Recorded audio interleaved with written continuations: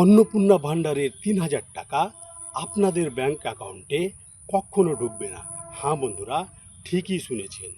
আপনাদের অন্নপূর্ণা ভাণ্ডারের ৩,০০০ টাকা যদি ঢোকাতে চান তাহলে অবশ্যই চেক করুন যে আপনার ব্যাংক অ্যাকাউন্টে ডিবিটি লিঙ্ক করা আছে কি না। ডিবিটি লিঙ্ক হচ্ছে ডাইরেক্ট ব্যাংক ট্রান্সফার। আপনাদের যদি ডিবিটি লিঙ্ক করা না থাকে তাহলে কিন্তু আপনাদের অ্যাকাউন্টে অন্নপূর্ণা ভাণ্ডারের ৩,০০০ টাকা ঢুকবে না। তো আপনাদের মনে এটা প্রশ্ন হতে পারে যে আমাদের ডিবিটি লিঙ্ক আছে কি না, আমরা কি করে বুঝব? আমি আজকের এই ভিডিওতে সম্পূর্ণ প্রসেস কিন্তু দেখিয়ে দিব আপনার ব্যাংক অ্যাকাউন্টের সাথে ডিবিটি লিঙ্ক করা আছে কি না।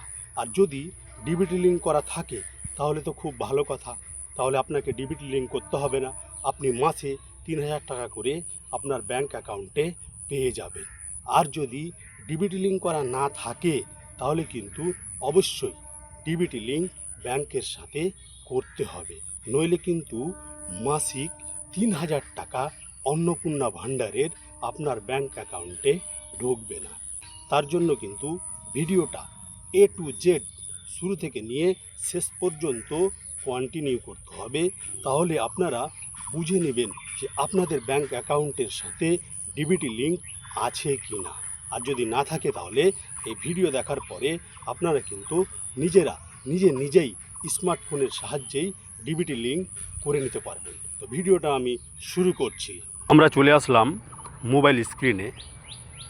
এখানে ক্রোম ব্রাউজার এটা ওপেন করলাম। ওপেন করে নেওয়ার পরে এই গুগলে সার্চ দেব NPCI। এটা সার্চ দেওয়ার পরে এই যে উপরের লিঙ্কটা দেখছেন, এই উপরের লিঙ্কে ক্লিক করে দেব। কাস্টমার এইখানে ক্লিক করব। ক্লিক করে দেওয়ার পরে এই যে এখানে দেখছেন ভারত আধার সিডিং এনাবল BASE, এই অপশানের উপর ক্লিক করে দেব। ক্লিক করে দেওয়ার পরে একটু জুম করব। এই যে এখানে দেখছেন ৩ নম্বর অপশানটা আধার ম্যাপড স্ট্যাটাস।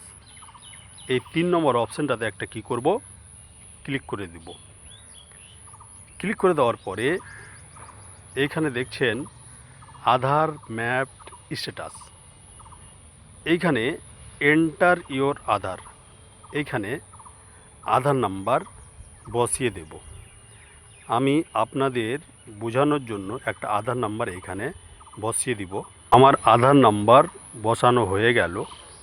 এবার এইখানে ক্যাপচার কোড এটা দেখে ফিল করে নিব।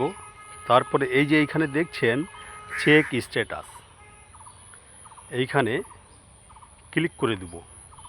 এইখানে ক্লিক করার সাথে সাথে কিন্তু মোবাইলে একটা SMS পাঠানো হলো। আমরা এই SMSটা দেখে এখানে বসিয়ে নিব। তো আমি দেখে এইখানে বসিয়ে নিচ্ছি। OTP দেখে বসানো হয়ে গেল। এবার এই যে এখানে দেখছেন কনফার্ম, এইখানে কনফার্ম করে দেব। কনফার্ম করে দেওয়ার পর এই যে দেখছেন আধার ম্যাপ স্ট্যাটাস, এর নিচনে 1 নম্বরে যে অপশানটা আছে আধার নাম্বার, এটা আধার নাম্বার শো করছে, মানে যার আমি চেক করছি। তারপরে ম্যাপিং স্ট্যাটাস, এখানে এনাবল ফর ডিবিটি, মানে এইটা ডিবিটি লিঙ্ক করা আছে। ব্যাংক নেম, এখানে ব্যাংকের নাম দেখাচ্ছে। এখানে লাস্ট আপডেট কখন হয়েছে সেটা দেখাচ্ছে। তো এইভাবে কিন্তু আপনারা চেক করে নেবেন যে আপনাদের ব্যাংকের সাথে ডিবিটি লিঙ্ক করা আছে কি না। তো এইভাবেই কিন্তু আপনারা আপনাদের ব্যাংকের সাথে ডিবিটি লিঙ্ক করা আছে কি না চেক করে নিতে পারবেন। আর যদি আপনাদের ব্যাংক অ্যাকাউন্টের সাথে ডিবিটি লিঙ্ক না থাকে তাহলে আমাকে এই ভিডিওতে কমেন্ট করবেন কি করে ডিবিটি লিঙ্ক ব্যাংকের সাথে করতে হবে। আমি এই নিয়ে একটা ভিডিও বানিয়ে দিব। তো ভিডিওটা আমি এখান থেকে শেষ করলাম। টাটা।